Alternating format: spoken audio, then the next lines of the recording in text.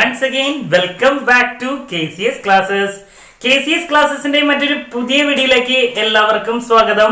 This is Kiran CS, Assistant Professor in Commerce, Kerala PSC, Syllabus Based Preparation Module number 5, Advanced Cost and Management Accounting module ആണ് നമ്മൾ discuss ചെയ്യുന്നത്.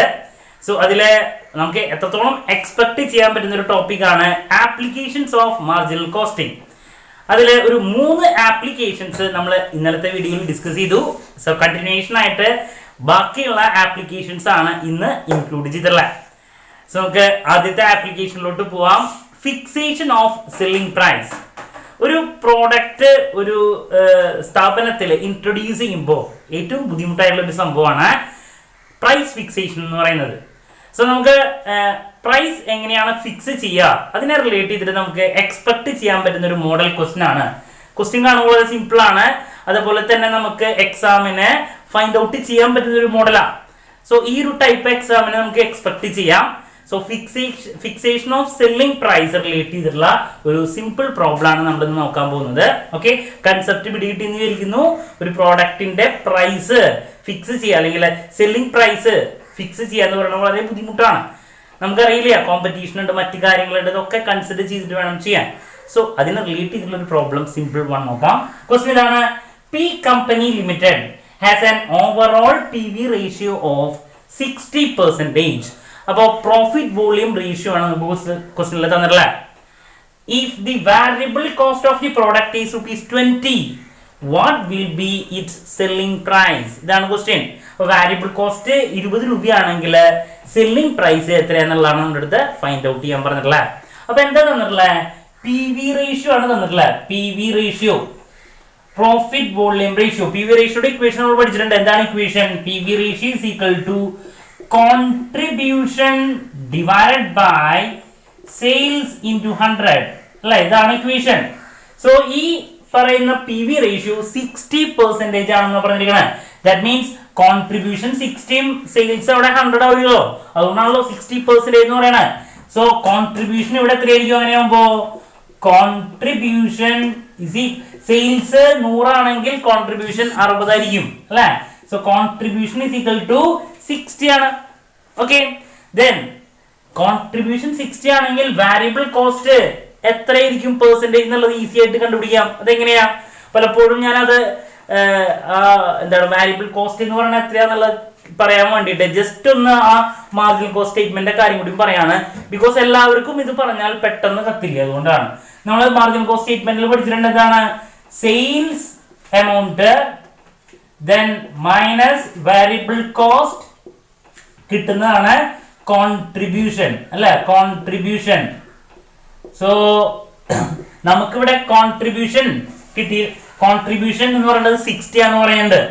Sales എന്ന് പറയുന്നത് 100ഉം contribution എന്ന് പറയുന്നത് 60 ആണെങ്കിൽ വാരിയബിൾ കോസ്റ്റ് എത്രയായിരിക്കും? 40 ആയിരിക്കും അല്ലെ? അപ്പോ കോൺട്രിബ്യൂഷൻ കിട്ടിക്കഴിഞ്ഞെങ്കിൽ ബാലൻസ് ഉള്ളതായിരിക്കും എന്ത്? അല്ല, വാരിയബിൾ കോൺട്രിബ്യൂഷൻ കിട്ടിയെങ്കിൽ ബാലൻസ് ഉള്ളതായിരിക്കും വാരിയബിൾ കോസ്റ്റ്. ഇത് രണ്ടും കൂടി ടോട്ടൽ ആണ് എന്ത് വരാ? സെയിൽസ് വരാ. സോ നമുക്ക് കോൺട്രിബ്യൂഷൻ 60 കിട്ടിയപ്പോ വാരിയബിൾ കോസ്റ്റും കിട്ടി. എത്രയാ? Variable cost is equal to അങ്ങനെയാണെങ്കിൽ 40. ഓക്കെ, 40% എന്നുള്ളതാണ് റെപ്റ്റീന. സോ അങ്ങനെയാണെങ്കിൽ ഇത് വെച്ചിട്ട് നമുക്ക് സെല്ലിംഗ് പ്രൈസ് കാൽക്കുലേറ്റ് ചെയ്തൂടെ? എങ്ങനെയാണ്? ഈ പറയുന്ന എന്താ വാരിയബിൾ കോസ്റ്റ് 20 രൂപ എന്നാ പറഞ്ഞേക്കണേ. സോ വാരിയബിൾ കോസ്റ്റ് 20 ആണെന്ന് പറഞ്ഞാണ്. 20 ആണ്. അപ്പൊ 20 വാരിയബിൾ കോസ്റ്റ് ആണെങ്കിൽ അതിന്റെ പ്രപ്പോർഷൻ എത്രയാണ്? 40 ആണ് അല്ലെ? 20 എന്ന് പറയുമ്പോൾ അതിന്റെ പ്രപ്പോർഷൻ എത്രയാണ്? 40 ആണ്. സോ 20 ഡിവൈഡഡ് ബൈ 40 നമുക്ക് എന്താണ് വേണ്ടേ? സെല്ലിംഗ് പ്രൈസ് ആണ് വേണ്ടേ. അപ്പൊ സെല്ലിംഗ് പ്രൈസ് എന്താണ്? 100% ആണ് അല്ലെ? സെയിൽസ് എന്ന് പറഞ്ഞാൽ 100 ആണ്. അപ്പൊ 20 ഡിവൈഡഡ് ബൈ 40 ഇൻറ്റു 100 ചെയ്താൽ നമുക്ക് സെല്ലിംഗ് പ്രൈസ് കാൽക്കുലേറ്റ് ചെയ്തൂടെ? സോ എത്ര വരാ? അപ്പോ 50 റുപ്പീസ് ആണ് സെല്ലിംഗ് പ്രൈസ് വരാം. വളരെ ഈസി ആയിട്ട് ഫൈൻഡ് ഔട്ട് ചെയ്യാൻ പറ്റുന്ന ഒരു ടൈപ്പ് ക്വസ്റ്റ്യൻ ആണ് അല്ലെ?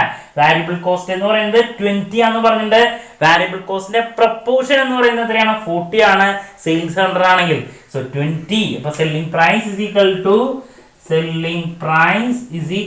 To 20 variable cost divided by 40 into 100 is equal to 50 rupees. വളരെ ഈസി ആയിട്ടുള്ള ഒരു എന്താണ് ആപ്ലിക്കേഷൻ ആണ്. ക്ലാരിറ്റി തന്നിരിക്കുന്നു about fixation of selling price. Moving to next application, diversification of production. Word കേൾക്കുമ്പോൾ തന്നെ നിങ്ങൾക്ക് മനസ്സിലാക്കാൻ പറ്റും എന്താണ് ഉദ്ദേശിച്ചിട്ടുള്ളത് എന്നുള്ളത്. ഇപ്പോൾ ഒരു സ്ഥാപനം ഒരു പ്രോഡക്റ്റ് കോൺസെൻട്രേറ്റ് ചെയ്ത് പ്രൊഡ്യൂസ് ചെയ്യുന്നുണ്ട്. ദെൻ അതിനെ കുറച്ചും കൂടി കപ്പാസിറ്റി ഉണ്ട്, അഡീഷണൽ ആയിട്ട് ഇനിയും എന്താണ് പുതിയൊരു പ്രോഡക്റ്റ് പ്രൊഡ്യൂസ് ചെയ്യാനുള്ള കപ്പാസിറ്റി ഉണ്ടെങ്കിൽ അവർക്ക് ഓപ്റ്റ് ചെയ്യാൻ പറ്റുന്നതാണ് ഡിവേഴ്സിഫിക്കേഷൻ ഓഫ് പ്രൊഡക്ഷൻ. സോ അവിടെ അഡീഷണൽ ആയിട്ട് നമ്മൾ ഈ പ്രോഡക്റ്റിന് ഒരു എക്സ്റ്റൻഷൻ ആയിട്ട് പുതിയതൊരെണ്ണം ചെയ്യുമ്പോൾ അത് നമുക്ക് ആ ഒരു ഓർഡർ അല്ലെങ്കിൽ നമ്മുടെ ആ ഒരു തീരുമാനം ഡിസിഷൻ ആക്സെപ്റ്റ് ചെയ്യാൻ പറ്റുമോ അതോ റിജക്ട് ചെയ്യേണ്ട വരുമോ, അതിനെ റിലേറ്റ് ചെയ്തിട്ടുള്ള ഒരു പ്രോബ്ലം ആണ് നമ്മൾ നെക്സ്റ്റ് ഫൈൻഡ് ഔട്ട് ചെയ്യാൻ പോകുന്നത്. ഈസി ആയിട്ട് നമുക്ക് എന്ത് ചെയ്യാൻ പറ്റും, അത് മനസ്സിലാക്കാൻ സാധിക്കും മാർജിനൽ കോസ്റ്റിംഗിന്റെ ആപ്ലിക്കേഷനിലൂടെ. ക്വസ്റ്റ്യൻ നോക്കിക്കോളൂ. ക്വസ്റ്റ്യൻ ഇതാണ്: the following data are available in respect of a product A manufactured by Pankaj Limited. Sales, direct material, wages, variable overhead, fixed overhead details available ആണ്. The company now proposes to introduce a new product B. പുതിയതൊരെണ്ണം introduce ചെയ്തിരിക്കുകയാണ്. So that sales may be increased by 50,000. So sales അങ്ങനെയാകുമ്പോൾ 50,000 ഇനിയും കൂടും. There will be no increase in fixed cost and the estimated variable cost of the product B. യുടെ material, wages, overhead details തന്നിട്ടുണ്ട്. Advise whether product B will be profitable or not. B profitable ആവോ പുതിയത്? അപ്പൊ അതാണ് നമുക്ക് നോക്കണ്ടേ. അപ്പൊ അതിലോട്ട് പോകുന്നതിനേക്കാൾ മുമ്പ് തന്ന ഡീറ്റെയിൽ വെച്ചിട്ട് നമുക്ക് പ്രോഫിറ്റ് ഉണ്ടോ ഇല്ലയോ എന്നുള്ളതാണ് ആദ്യം നോക്കണ്ടേ. കാരണം എന്താ, അവിടെ പ്രോഫിറ്റ് ഉണ്ടെങ്കിൽ അതിന്റെ മീനിങ് എന്താണ്, അവിടെ ഫിക്സഡ് കോസ്റ്റ് കവർ ചെയ്തിട്ടുണ്ടായിരിക്കും. ദെൻ അഡീഷണൽ ആയിട്ട് പുതിയൊരു എന്താണ് അതിന്റെ ഒരു എക്സ്റ്റൻഷൻ പ്രൊഡക്റ്റ് നമ്മൾ ഇൻട്രൊഡ്യൂസ് ചെയ്യുകയാണെങ്കിൽ അപ്പോൾ നമുക്ക് പിന്നെ വാരിയബിൾ കോസ്റ്റ് മാത്രമാണ് അവിടെ വരാ, ഫിക്സഡ് കോസ്റ്റ് വരില്ല. ഇതാണ് ഇതിന്റെ ബെനിഫിറ്റ്. ഓക്കെ, സോ നമുക്ക് മാർജിൻ കോസ്റ്റ് സ്റ്റേറ്റ്മെന്റ് വരച്ചിട്ട് പ്രോഡക്റ്റ് എയുടെ എന്താണ് പ്രോഫിറ്റ് ആണോ അതോ ലോസ് ആണോ എന്നുള്ളതൊന്ന് ഫൈൻഡ് ഔട്ട് ചെയ്യാം. അപ്പൊ ക്വസ്റ്റ്യനിൽ പറഞ്ഞേക്കുന്നത് സെയിൽസ് എത്രയാണ്, സെയിൽസ് പ്രൊഡക്റ്റ് എയുടെ സെയിൽസ് 2,50,000 rupees ആണ്. 2,50,000 rupees. ഇനി അതിൽ നിന്ന് മൈനസ് വാരിയബിൾ കോസ്റ്റ് അല്ലെങ്കിൽ മാർജിനൽ കോസ്റ്റ് ആണ്. ഇവിടെ ഒന്ന് രണ്ട് ഡീറ്റെയിൽസ് തന്നിട്ടുണ്ട്. അപ്പൊ ആദ്യം അതിലെ ഡിറക്റ്റ് മെറ്റീരിയൽ 1,00,000 rupees ആണ് ഡിറക്റ്റ് മെറ്റീരിയൽ വരുന്നത്, 1,00,000 rupees. Next direct wages, direct wages എന്ന് പറയുന്നത് 50,000 rupees ആണ്, 50,000 rupees. നെക്സ്റ്റ് വാരിയബിൾ ഓവർഹെഡ് ഉണ്ട്, വാരിയബിൾ ഓവർഹെഡ്സ് 25,000 rupees. അപ്പോൾ ഇത്ര ഡീറ്റെയിൽസ് ആണ് നമുക്ക് വാരിയബിൾ കോസ്റ്റ് അല്ലെങ്കിൽ മാർജിനൽ കോസ്റ്റ് ഫൈൻഡ് ഔട്ട് ചെയ്യാൻ വേണ്ടിയിട്ട് ഇൻക്ലൂഡ് ചെയ്യേണ്ടത്. സോ എല്ലാം കൂടി ആഡ് ചെയ്യുമ്പോൾ നമുക്ക് 1,75,000 rupees കിട്ടി. ഓക്കെ, സോ നമ്മുടെ ഫസ്റ്റ് സ്റ്റെപ്പ് എന്താണ്, സെയിൽസിൽ നിന്ന് വാരിയബിൾ കോസ്റ്റ് കുറയ്ക്കുക. സോ എത്രയായിരിക്കും വരാ, 75,000 rupees ആണ്. അപ്പോൾ അവിടെ കോൺട്രിബ്യൂഷൻ വരാ, contribution is equal to 75,000 rupees. Next fixed cost നമുക്ക് ഇതിന് എന്ത് ചെയ്യണം, സബ്ട്രാക്ട് ചെയ്യണം. ഫിക്സഡ് കോസ്റ്റ് എമൗണ്ട് വരുന്നത് 50,000 rupees ആണ്. സോ 50,000 കുറയ്ക്കുമ്പോൾ നമുക്ക് എന്താ ഇവിടെ പ്രോഫിറ്റ് 25,000 കിട്ടി. സോ ഓൾറെഡി അവിടെ fixed cost product A produce ചെയ്യുമ്പോൾ കവർ ചെയ്യുന്നുണ്ട്, ബിക്കോസ് അവിടെ പ്രോഫിറ്റ് ഉണ്ട്. ഓക്കെ, ഇനി ബി അവിടെ എന്ത് ചെയ്യാണ്, വരാണ് പുതിയൊരു പ്രോഡക്റ്റ്. അപ്പൊ അഡ്വൈസ് നമ്മൾ കൊടുക്കാൻ പറഞ്ഞിരിക്കുകയാണ്, ഇത് ആക്സെപ്റ്റ് ചെയ്യണോ ഇതുമായിട്ട് മുന്നോട്ട് പോകണോ എന്നുള്ളത്. അപ്പോൾ ബി വരുന്ന സമയത്ത് അവിടെ സെയിൽസ് 50,000 ആണ് അഡീഷണൽ വരുന്നത്. സോ ബിക്ക് സെയിൽസ് എത്രയാണ് വരുന്നത്, 50,000. ദെൻ ബിയുടെ വാരിയബിൾ കോസ്റ്റ് നമുക്ക് നെക്സ്റ്റ് മൈനസ് ചെയ്യണം. സോ ഇവിടെ തന്നിട്ടുണ്ട് മെറ്റീരിയൽ, വേജസ്, ഓവർഹെഡ് ഡീറ്റെയിൽസ് തന്നിട്ടുണ്ട്. അത് എന്താണ് മെറ്റീരിയൽ വരുന്നത്, ഡിറക്റ്റ് മെറ്റീരിയൽ വരുന്നത് 24,000 rupees ആണ്, 24,000 rupees ആണ് വരുന്നത്. നമ്മൾ ഇങ്ങനെ ഇട്ട് നോക്കിയാൽ. നെക്സ്റ്റ് വേജസ് വരുന്നത് 11,000 rupees ആണ് വേജസ് വരുന്നത്, മൈനസ് ഇങ്ങനെ ഒരുമിച്ച് ചെയ്യാൻ വേണ്ടിയിട്ട്. ദെൻ ഓവർഹെഡ് വരുന്നത് 7,000 rupees ആണ്, നെഗറ്റീവ് ആണ്. അപ്പോ ഈ പറയുന്ന സെയിൽസിൽ നിന്ന് വാരിയബിൾ കോസ്റ്റ് ടോട്ടൽ എമൗണ്ട് നമുക്ക് സബ്ട്രാക്ട് ചെയ്യുമ്പോൾ അവിടെ കോൺട്രിബ്യൂഷൻ കിട്ടും. കോൺട്രിബ്യൂഷൻ വരുന്നത് എത്രയാണ്, അപ്പോൾ അവിടെ 8,000 rupees ആണ് അവിടെ കോൺട്രിബ്യൂഷൻ വരുന്നത്. ഓക്കെ, ദെൻ ഫിക്സഡ് കോസ്റ്റിന് കൺസിഡർ ചെയ്യേണ്ട കാര്യമുണ്ടോ, വേണ്ട. ഓൾറെഡി നമ്മൾ പ്രൊഡക്റ്റ് എ പ്രൊഡ്യൂസ് ചെയ്യുമ്പോൾ കവർ ചെയ്ത് കഴിഞ്ഞു. ദാറ്റ് മീൻസ് ഇവിടെ 8,000 rupees തന്നെ അവിടെ എന്ത് വരും, പ്രോഫിറ്റ് വരും. സോ ഇവിടെ നമ്മൾ ബി എന്ന് പറയുന്ന ഒരു പുതിയ പ്രൊഡക്റ്റ് ആയിട്ട് മുന്നോട്ട് പോവുകയാണെങ്കിൽ ടോട്ടൽ പ്രോഫിറ്റ് നമുക്ക് എത്രയാക്കി കൂട്ടാൻ പറ്റും, ടോട്ടൽ 33,000 ആയിട്ട് കൂടും. 25,000 plus 8,000. So it is advisable to go ahead with what product B. So that's about diversification of production എന്ന് പറയുന്ന ഒരു സ്ട്രാറ്റജി അതിന് റിലേറ്റ് ചെയ്തിട്ടുള്ള ഒരു പ്രോബ്ലം ആണ് ചെയ്തത്. എല്ലാവർക്കും ക്ലാരിറ്റി കിട്ടിയിരിക്കുന്നു. സോ അങ്ങനെയാണെങ്കിൽ നമുക്ക് നെക്സ്റ്റ് ആപ്ലിക്കേഷനിലോട്ട് പോവാം. Moving to next application, problem of limiting factor or key factor എന്ന് പറയാം. എന്താണ് കീ ഫാക്ടർ എന്ന് പറഞ്ഞാൽ? From the word itself നമുക്കൊരു ഐഡിയ കിട്ടുന്നതായിരിക്കണം. പലപ്പോഴും നമ്മളൊരു പ്രോഡക്റ്റ് പ്രൊഡ്യൂസ് ചെയ്യുന്ന സമയത്ത് നമുക്ക് നല്ല പ്രോഫിറ്റ് ഉണ്ടാക്കാൻ നമ്മളെ ഹെൽപ്പ് ചെയ്യുന്നത് പലപ്പോഴും ആ കീ ഫാക്ടർ ആയിരിക്കും. ദെൻ അതില്ലെങ്കിൽ അതാണ് നമ്മുടെ ലിമിറ്റിംഗ് ഫാക്ടർ എന്ന് പറയുന്നത്. ഫോർ എക്സാമ്പിൾ ലേബേഴ്സ്, ക്വാളിറ്റി ഉള്ള ലേബേഴ്സ് നമുക്ക് ഉണ്ട്. ദെൻ അവർ ഇല്ലെങ്കിൽ നമ്മുടെ പ്രോഡക്റ്റിന്റെ പ്രോഫിറ്റിനെ ബാധിക്കുമെങ്കിൽ അവിടെ ലേബർ ആണ് കീ ഫാക്ടർ. ഇനി മെറ്റീരിയൽ ആർക്കും കിട്ടാത്ത രീതിയിൽ നല്ല ക്വാളിറ്റി മെറ്റീരിയൽ നമുക്ക് റേറ്റ് കുറവിന് കിട്ടുന്നുണ്ട്. അതുകൊണ്ടാണ് നമുക്ക് ഒരു അൺലിമിറ്റഡ് അല്ലെങ്കിൽ കുറച്ചുകൂടി നല്ലൊരു പ്രോഫിറ്റ് അവിടെ കിട്ടുന്നത്. ഇതിന് അവിടെ മെറ്റീരിയൽ ഇല്ലെങ്കിൽ എന്തായി? അതാണ് കീ ഫാക്ടർ എന്ന് പറയുന്നത്. അപ്പൊ കീ ഫാക്ടർ എന്ന് പറയുന്നത് നമ്മുടെ ഓർഗനൈസേഷൻ നമുക്ക് പ്രോഫിറ്റ് നമുക്ക് കൂട്ടാൻ സഹായിക്കുന്നതാണ്. പക്ഷെ അതില്ലെങ്കിൽ അവിടെ പ്രശ്നമായി. ദാറ്റ്സ് വൈ നമ്മൾ പറയുന്നതിനെ ലിമിറ്റിംഗ് ഫാക്ടർ അല്ലെങ്കിൽ കീ ഫാക്ടർ എന്ന് പറയുന്നത്. സോ എങ്ങനെയാണ് ഒരു ഓർഗനൈസേഷന്റെ പ്രോഫിറ്റബിൾ, ഓർഗനൈസേഷനിൽ ഇപ്പൊ 2 പ്രോഡക്റ്റ് ഉണ്ടെന്നിരിക്കുക, ആ 2 പ്രോഡക്റ്റ് അല്ലെങ്കിൽ 2 പ്രോജക്റ്റിന്റെ പ്രോഫിറ്റബിലിറ്റി കമ്പാരിസൺ നമ്മൾ നടത്തിയിട്ട് ഏതാണ് ബെസ്റ്റ് വൺ എന്നുള്ളത് നമുക്ക് തീരുമാനിക്കണം. സോ വി ക്യാൻ ഡിറ്റർമൈൻ എങ്ങനെ പ്രോഫിറ്റബിലിറ്റി എന്ന് പറയുന്നത് with the help of limiting factor അല്ലെങ്കിൽ കീ ഫാക്ടർ വെച്ചിട്ട്. Contribution divided by limiting factor per unit. അപ്പൊ പ്രോഫിറ്റബിലിറ്റി ഓഫ് എ പ്രോഡക്റ്റ് എന്ന് പറയുന്നത്, ഇപ്പൊ 2 പ്രോഡക്റ്റ് തന്നിട്ട് നമ്മുടെ കമ്പയർ ചെയ്യാൻ പറയാം, അതിൽ ഏറ്റവും ബെസ്റ്റ് പ്രോഡക്റ്റ് ഏതാണ് എന്നുള്ളത് with help of key factor അതിന്റെ ബേസിൽ നമുക്ക് എന്ത് ചെയ്യാൻ പറ്റും, ഫൈൻഡ് ഔട്ട് ചെയ്യാൻ സാധിക്കും.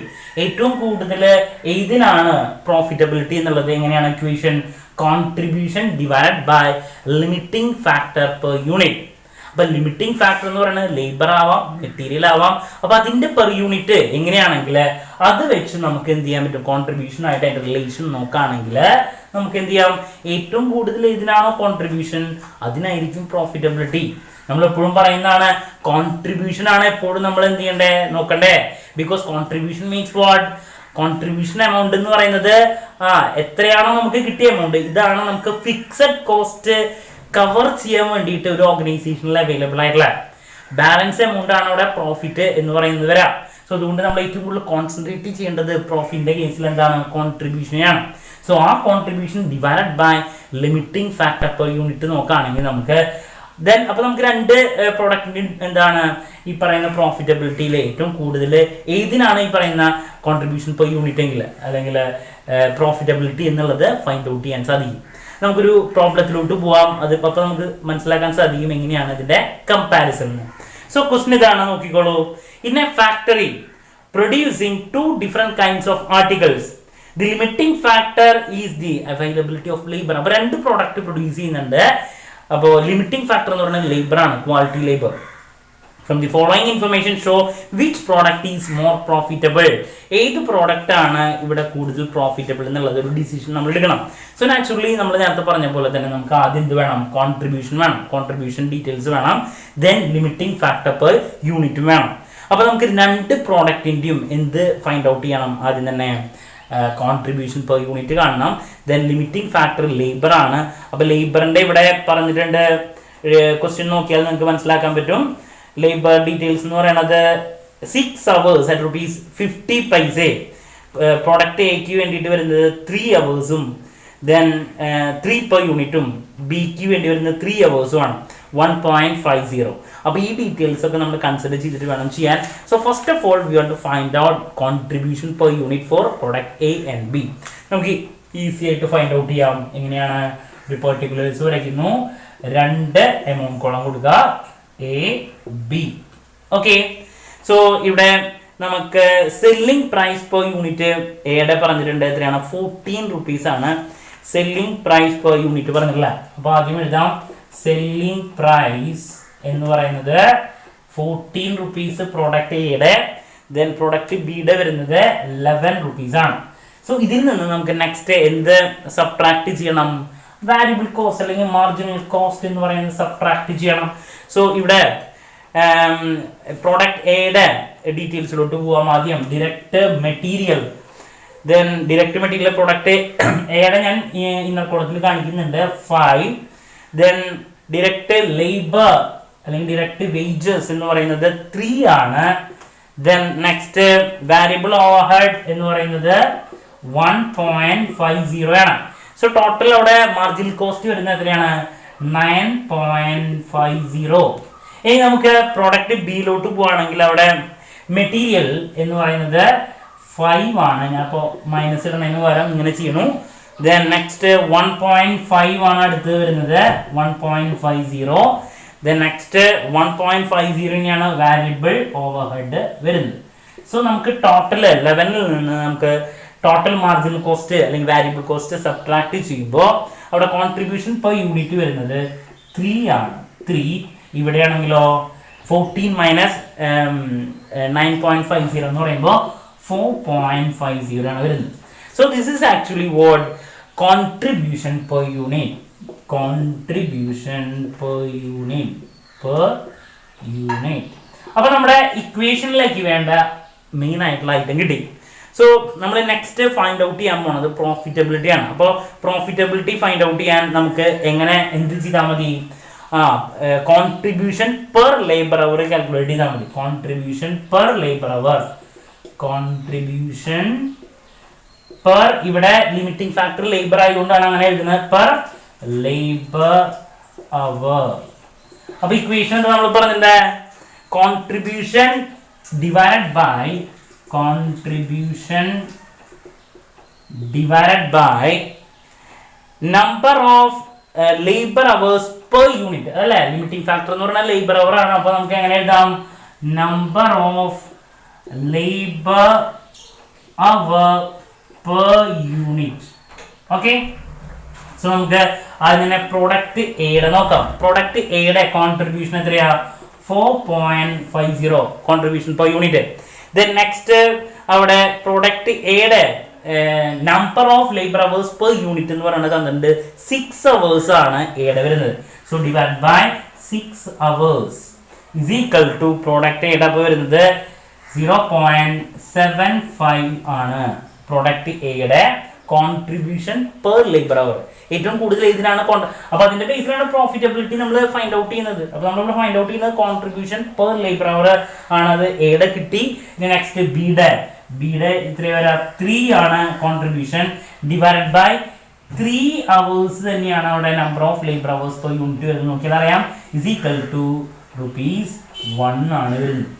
സോ കമ്പയർ ചെയ്യുമ്പോൾ ഇവിടെ കോൺട്രിബ്യൂഷൻ പെർ ലിമിറ്റിംഗ് ഫാക്ടർ അല്ലെങ്കിൽ കോൺട്രിബ്യൂഷൻ പെർ ലേബർ അവർ എന്ന് പറയുന്നത് പ്രോഡക്റ്റ് ബിക്കാണ്. സോ നമുക്ക് ഏതാണ് അഡ്വൈസ് ചെയ്യാൻ പറ്റുക ഏറ്റവും കൂടുതൽ പ്രോഫിറ്റബിലിറ്റി ഏത് പ്രോഡക്റ്റിനാണ്? പ്രോഡക്റ്റ് ബിക്കാണ്. ഓക്കെ, സോ ഇങ്ങനെയാണ് നമ്മൾ ലിമിറ്റിംഗ് ഫാക്ടർ കൺസിഡർ ചെയ്തിട്ട് ഏത് പ്രോഡക്റ്റ് ആണ് കൂടുതൽ പ്രോഫിറ്റബിലിറ്റി എന്നുള്ളത് ഫൈൻഡ് ഔട്ട് ചെയ്യുക. അതിനെന്താണ് ചെയ്യുന്നത്? നമ്മൾ കോൺട്രിബ്യൂഷൻ പെർ ലിമിറ്റിംഗ് ഫാക്ടർ, ഞാൻ ഇവിടെ പ്രോഫിറ്റബിലിറ്റി എന്ന് മാത്രം എഴുതിയിട്ടുള്ളത്. എന്താണ് കോൺട്രിബ്യൂഷൻ പെർ ലിമിറ്റിംഗ് ഫാക്ടർ ആണ് കാണുന്നത്. Limiting factor. ഓക്കെ, അതാണ് contribution per unit divided by limiting factor per unit എന്ന് പറയുന്നത്. അപ്പൊ ഇതിന് നോക്കുന്ന സമയത്ത് ഏറ്റവും കൂടുതൽ വരുന്നത് പ്രോഡക്റ്റ് ബിക്കാണ്. ക്ലാരിറ്റി കിട്ടിയിരിക്കുന്നു. ഓക്കെ, സോ നമുക്ക് നെക്സ്റ്റ് ഒരു 2 ആപ്ലിക്കേഷനും കൂടി ഡിസ്കസ് ചെയ്യാണ്ട് ഇന്നത്തെ വീഡിയോയിൽ തന്നെ ഞാൻ ഇൻക്ലൂഡ് ചെയ്യണമെന്ന് വിചാരിച്ചതാണ്. പക്ഷേ ഓൾറെഡി ഇത് പറഞ്ഞു കഴിഞ്ഞപ്പോൾ തന്നെ ടൈം കുറച്ച് പോയി. സോ നമുക്ക് ബാലൻസ് ഉള്ള 2 ആപ്ലിക്കേഷൻസ് നെക്സ്റ്റ് വീഡിയോയിൽ കറക്റ്റ് 8 മണിക്ക് കാണാം എന്നുള്ള പ്രതീക്ഷയോടെ നിർത്തുന്നു. This is Kiran CS signing off. Have a nice day. Thank you.